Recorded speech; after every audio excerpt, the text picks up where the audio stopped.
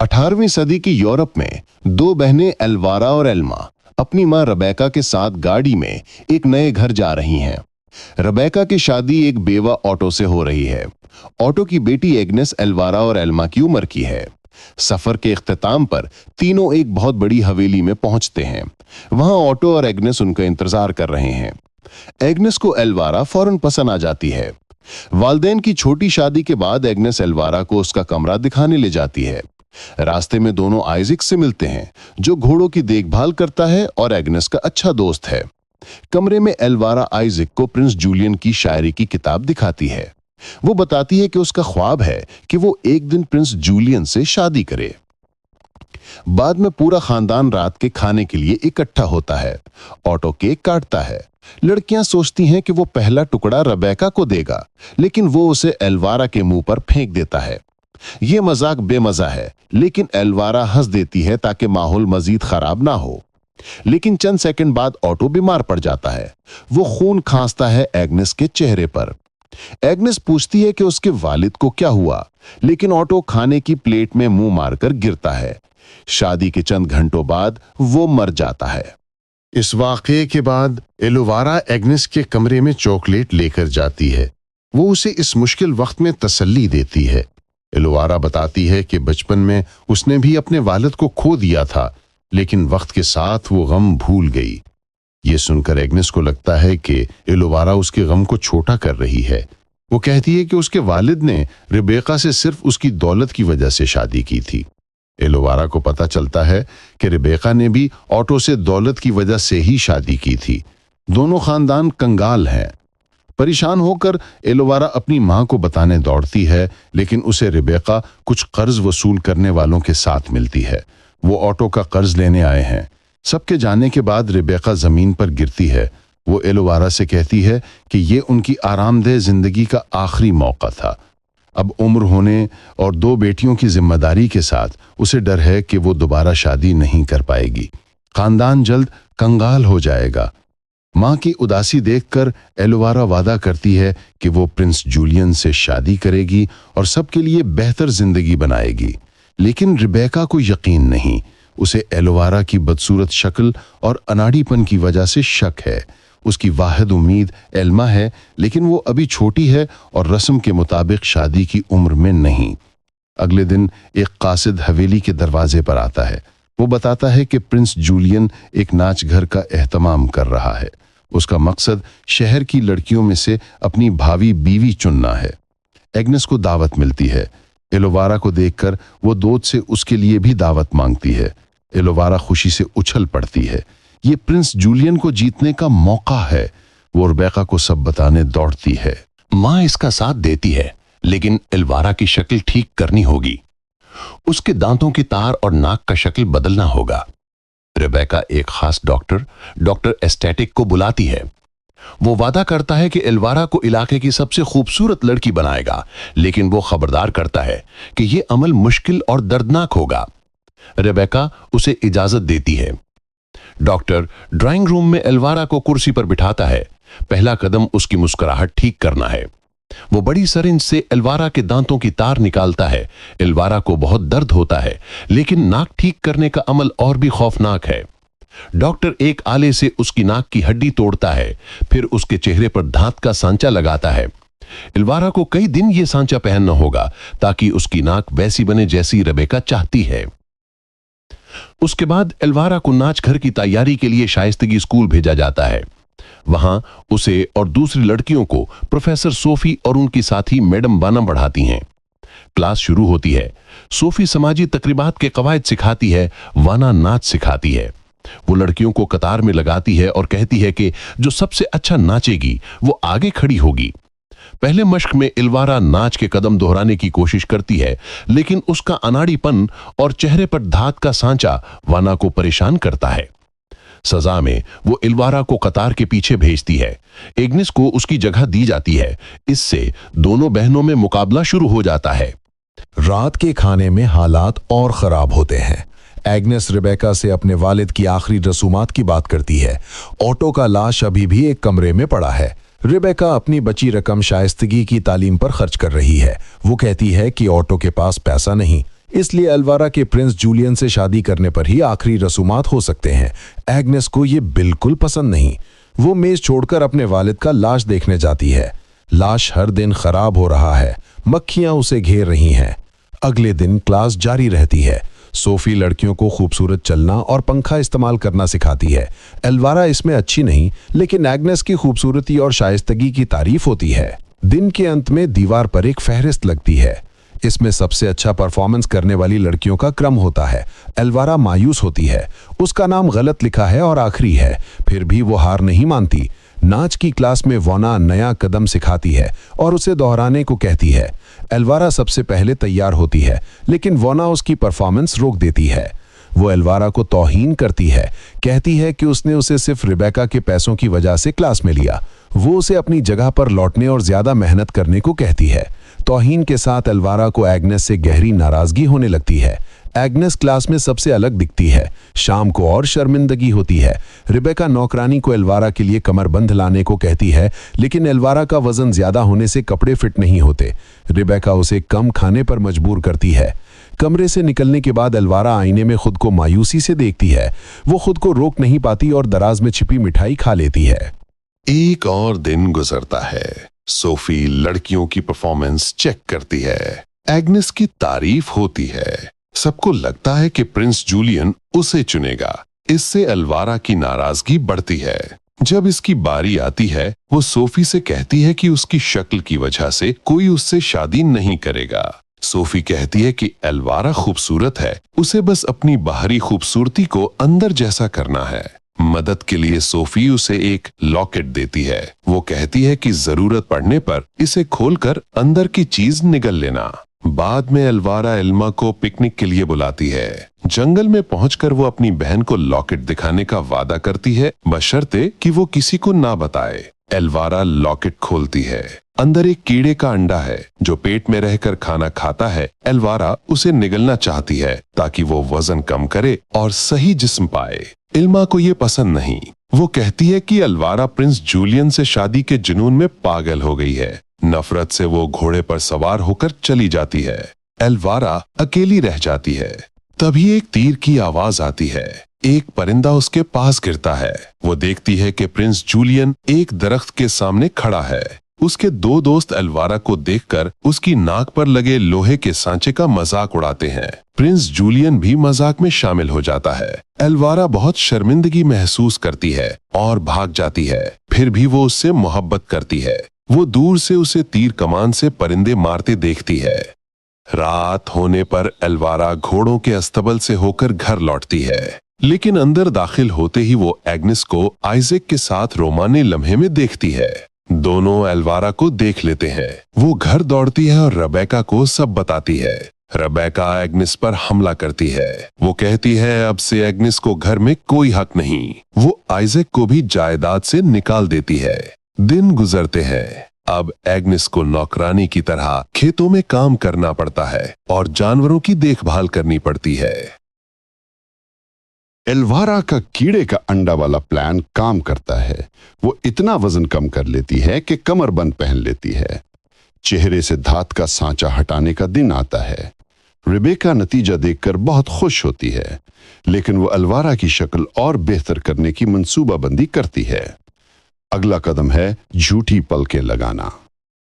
एल्वारा को doctor aesthetic के कमरे में ले जाया जाता है। वो उसे कुर्सी पर बिठाता है और आंखों के आसपास दवा लगाता है। फिर वो पलकें उसकी पलकों पर रखकर सिलाई शुरू करता है। ये और भी दर्दनाक अमल है। घंटों बाद एल्वारा बिस्तर पर जागती है।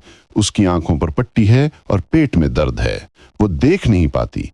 फिर भी बाथरूम ढूंढने की कोशिश करती है, लेकिन वो किचन में पहुंचती है और खाने की प्लेट जमीन पर गिरा देती है। वो पट्टी हटाती है और एग्नेस को देखती है। एग्नेस शोर से डरकर जांचने आई थी। एल्वारा के रवैये से दुखी होने के बावजूद एग्नेस उसे उठाती है और खाना देती है। अगली सुबह एल्वारा शाइस्तगी क्लास में जाती है, लेकिन मैडम वाना एग्नेस की गैरहाजिरी से प्रकरमुंद है। सूफी बताती है कि रेबेका ने एग्नेस को क्लास से हटा दिया। वो वाना को मनाती है कि एल्वारा सबसे अच्छा ऑप्शन है। वाना उसे मौका देती है। क्लास के दौरान वो देखती है कि एल्वारा की सर्जरी ने उसे ज्यादा पुरकशिश बना दिया है। स्कूल के बाद एल्वारा नहाने जाती है और एग्नेस को बुलाती है। रेबेका के हुक्म पर अब एग्नेस उसकी जाती नौकरानी है।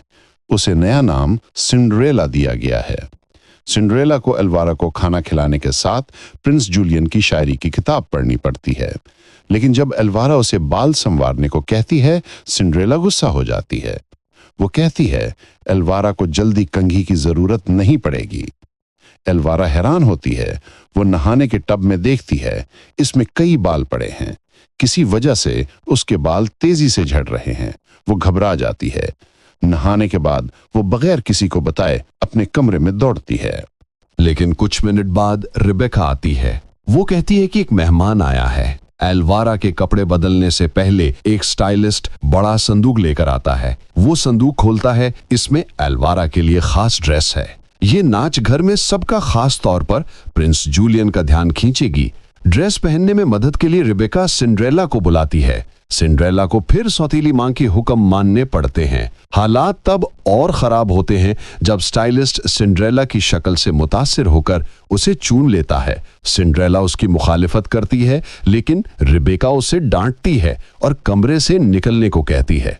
फिर स्टाइलिस्ट एल्वारा की ड्रेस ठीक करता है, लेकिन गलती से उसके बाल खींच लेता है। एल्वारा इसे छुपाने की कोशिश करती है, लेकिन रिबेका समझ जाती है कि बाल झड़ रहे हैं। उसे लगता है कि उसकी मंसूबाबंदी बर्बाद हो गई, लेकिन स्टाइलिस्ट ने ड्रेस के साथ सुनहरी बालों की झूठी टोपी लाई है। वो इसे एल्वारा के सर पर लगाता है, जिससे उसके झड़ते बाल छिप जाते हैं। सुबह होने से पहले जब सब सो रहे होते हैं, सिंड्रेला अपने पुराने कमरे में चुपके से जाती है। उसे अपनी एक ड्रेस मिलती है। वो इसे जल्दी ले लेती है। इसका इरादा है चुपके से नाच घर जाना और नौकरानी की जिंदगी पीछे छोड़ना, लेकिन एल्वारा इसे देख लेती है। वो अपने सौतेली बहन का इरादा समझती है और रोकने की कोशिश करती है। दोनों में झगड़ा शुरू हो जाता है। एल्वारा सिंड्रेला से जीत जाती है। खुद गर्जी में वो उसकी ड्रेस फाड़ देती है। कुछ सेकंड बाद रिबेका आती है। एल्वारा अपनी मां से कहती है कि सिंड्रेला को नाच घर जाने से रोकें, वरना प्रिंस जूलियन को जीतने का उसका मौका बर्बाद हो जाएगा। रिबेका कहती है कि एल्वारा को फिक्र करने की जरूरत नहीं, सिंड्रेला के पास अब नाच घर जाने की ड्रेस भी नहीं। इससे एल्वारा मुतमैन हो जाती है। वो अपनी मां के साथ कमरे में लौटती है। रिबेका उसे नींद की दवा देती है, लेकिन फिर सिंड्रेला अपनी फटी ड्रेस उठाती है। वो उस कमरे में जाती है जहां उसके वालिद का लाश पड़ा है। लाश खराब हालत में है, फिर भी वो उसके पास लेटती है और सो जाती है। ख्वाबों में सिंड्रेला को तेज रोशनी दिखती है। ये उसकी मर चुकी मां है। वो अपनी बेटी को देखकर खुश है और वादा करती है कि उसे नाच घर पहुंचाएगी। अपने जादू से वो अपने मरे हुए शौहर के लाश से कीड़े ड्रेस पर भेजती है। कुछ सेकंड में कीड़े ड्रेस के फटे हिस्सों को सिल देते हैं। ड्रेस तैयार होने पर मां उसे नई जूतियां देती है। वो वादा करती है कि खेत के कद्दू को गाड़ी में बदलेगी ताकि सिंड्रेला शहजादी की तरह नाच घर जाए, लेकिन खबरदार करती है कि आधी रात से पहले लौटना होगा, वरना जादू खत्म हो जाएगा। आखिरकार बड़ा नाच घर का दिन आता है। एल्वारा तैयार होने जाती है, लेकिन उसके बाल और ज्यादा झड़ने लगते हैं। वो घबरा जाती है। रिबेका जल्दी उसकी झूठी टोपी लगाती है और उसे पुरसुकून करने की कोशिश करती है। सब तैयार होने पर दोनों प्रिंस जूलियन की हवेली पहुंचते हैं। वहां नौकर तमाम लड़कियों का तारुफ कराता है। सारी शाम लड़कियां प्रिंस जूलियन को मुतासिर करने में नाकाम रहती हैं। वो बोर होकर उन्हें देखता है, लेकिन एल्वारा की बारी आती है। बहुत दर्द और तकलीफ से मिली उसकी खूबसूरती सबको, यहां तक कि बादशाह और प्रिंस जूलियन को भी मुतासिर करती है। फिर नाच का मुजाहरा शुरू होता है। एल्वारा मरकजी हीरोइन है। पहले मश्क के उलट वो सारे कदम सही करती है। उसकी शाइस्तगी नाजरीन को हैरान कर देती है। मुजाहरा खत्म होने पर नाच घर शुरू होता है। तमाम लड़कियां कमरे में गोल दायरे में खड़ी होती हैं। प्रिंस जूलियन हर एक को देखकर पहले नाच के लिए साथी चुनता है। कुछ लड़कियों को देखने के बाद वो एल्वारा के पास जाता है और उसे नाच के लिए बुलाता है। एल्वारा को यकीन नहीं होता, लेकिन वो रस्मी रवैया रखती है और बुलाओ को मान लेती है। नाच शुरू होता है। सब नाचते हैं। प्रिंस जूलियन की नजर एल्वारा पर जमी है, लेकिन एल्वारा की बदकिस्मती से एक और लड़की नीली ड्रेस और चेहरे पर निकाब के साथ आती है। ये सिंड्रेला है। अपनी मां की मदद से वो वक्त पर नाच घर पहुंच गई। प्रिंस जूलियन बगैर हिचकिचाहट एल्वारा को छोड़ता है और नई लड़की को नाच के लिए बुलाता है। एल्वारा फिर अपनी हरीफ से हार जाती है। वो अपने गुस्से और गम को काबू में रखने की कोशिश करती है ताकि शाइस्तगी न खोए, लेकिन उसे बीमारी महसूस होती है। वो पार्टी से भागकर बाथरूम ढूंढती है। एक खाली कमरे में पहुंचकर वो बर्दाश्त नहीं कर पाती। वो सब कुछ उलट देती है, जिसमें कीड़े के अंडे भी शामिल हैं। वो दुखी होकर देखती है कि उसके अंदर क्या पैदा हो रहा है। तभी रबेका आती है, लेकिन तसल्ली देने की जगह वो उसे नाच घर लौटने का हुक्म देती है। वहां और लड़के उसका इंतजार कर रहे हैं। एल्वारा बस घर जाना चाहती है, लेकिन रबेका उसे थप्पड़ मारती है और हिम्मत रखने को कहती है। मजबूर होकर एल्वारा नाच घर लौटती है। रबेका उसे पार्टी के सारे लड़कों के साथ नाचने पर मजबूर करती है। नाच के दौरान एल्वारा को हर जगह कीड़े दिखने लगते हैं। उसके दिमाग की उलझन में उसे सिंड्रेला का चेहरा घूरता दिखता है। अचानक घड़ी बजती है। आधी रात हो गई, जैसा कि उसकी मां ने खबरदार किया था। सिंड्रेला को जादू खत्म होने से पहले पार्टी छोड़नी पड़ती है। भागते वक्त वो अपनी एक जूती छोड़ देती है। प्रिंस जूलियन उसे उठाता है। सब मेहमानों के सामने वो कहता है कि जो लड़की ये जूती पूरी तरह फिट करेगी वही उसकी बीवी बनेगी। नाचगार खत्म होता है। एल्वारा उदास होकर घर लौटती है। उसका बड़ा मौका चूक गया। घर पहुंचकर वो सिंड्रेला को चूल्हे के पास अपने पालतू चूहे को खाना खिलाते देखती है। एल्वारा का गुस्सा हद पार करता है। वो सिंड्रेला पर छुरी तानती है और जूती मांगती है। सिंड्रेला हमला चुका देती है और एल्वारा को निहत्था करती है, लेकिन एल्वारा उसे जमीन पर गिराती है और मारने की कोशिश करती है। बड़ी कोशिश से सिंड्रेला छूटती है और बचने के लिए दौड़ती है, लेकिन सीढ़ियों पर ठोकर खाकर गिर जाती है और जूती छोड़ देती है। एल्वारा उसे पकड़ लेती है। इसी तरह रबेका एक मेहमान के साथ आती है। सिंड्रेला भाग जाती है। एल्वारा अपनी मां को जूती दिखाती है, कहती है कि अब वो प्रिंस जूलियन से शादी कर सकती है। लेकिन रेबेका को अब परवाह नहीं। उसे नया शादी का साथी मिल गया है। एल्वायरा अब उसके मंसूबों में काम की नहीं। नाराज होकर एल्वायरा अपने कमरे में जाती है। वो सिंड्रेला की जूती पहनने की कोशिश करती है, लेकिन वो उसके पांव के लिए छोटी है। घबराहट में एल्वायरा अपना दायां पांव मेज पर रखती है और छुरी से अपनी उंगलियां काट देती है। उसकी दर्द भरी चीखों से एल्मा कमरे में दौड़ती है। वो कपड़े से एल्वायरा की टांग दबाकर खून रोकती है। रेबेका अपने साथी के साथ आती है, लेकिन इतना खून देख वो आदमी जमीन पर गिर पड़ता है। रेबेका एल्वायरा को वहीं नींद की दवा देती है, लेकिन फिर कहती है कि उसने गलत पांव की उंगलियां काटी। प्रिंस जूलियन के पास सिंड्रेला की बाईं जूती है। अब एल्वायरा को दूसरा पांव भी बर्बाद करना होगा। एल्मा अपनी मां के रवैये से डर जाती है और चली जाती है, लेकिन रेबेका का पक्का इरादा रहता है। एल्मा के जाने के बाद वो एल्वायरा की दूसरी टांग की उंगलियां काट देती है। अगली सुबह एल्वायरा डर कर जागती है। उसके दोनों पांव पर पट्टियां हैं। वो बिस्तर से उठने की कोशिश करती है, लेकिन तवाज़ुन नहीं बनता। वो जमीन पर घसटने लगती है। सीढ़ियों पर वो लुढ़कती है और नीचे फिसलती है। उसका चेहरा जख्मी हो जाता है। उठने की कोशिश में वो दरवाजे पर सिंड्रेला को देखती है। वो वही ड्रेस पहने हैं जो नाच घर में थी। सिंड्रेला एल्वायरा की खराब हालत देखती है, फिर वो चली जाती है। बाहर वो प्रिंस जूलियन से मिलती है और जूती पहनकर साबित करती है कि वो उसकी होने वाली बीवी है। एल्वायरा का ख्वाब हमेशा के लिए टूट जाता है। वो जमीन पर सो जाती है। कुछ मिनट बाद एल्मा अपनी बहन को जगाती है। वो कहती है कि वो अपनी मां को छोड़कर यहां से भागेंगी, लेकिन पहले इल्वारा के अंदर का कीड़ा निकालना होगा। एल्मा एक कटोरा दूध लाती है और इल्वारा को एक दवा देती है। इल्वारा उसे पी लेती है। कीड़ा बाहर निकलने लगता है और दूध की तेज बू से मुतासिर होता है। बड़ी कोशिश से एल्मा कीड़े को निकालती है और अपनी बहन की जान बचाती है। फिर वो इल्वारा और अपना सामान इकट्ठा करने जाती है। जाने से पहले वो अपनी मां का एक जेवर चुराती है ताकि पैसों के लिए बेच सके।